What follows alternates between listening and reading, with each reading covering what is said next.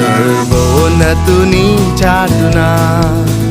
నివసించేడి వాడే సర్వశక్తుని నీడను విశ్రమించును పరమాధన్యత ఇదియే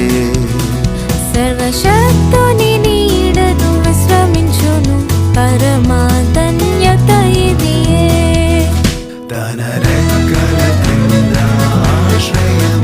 తన రెక్కలతో కప్పును తన రెక్కల క్రింద ఆశ్రయం తన రెక్కలతో కప్పును పగటి బాణముకైనా రాత్రి భయముకైనా పగటి బాణముకైనా రాత్రి భయముకైనా చీకటిలో తిరుగు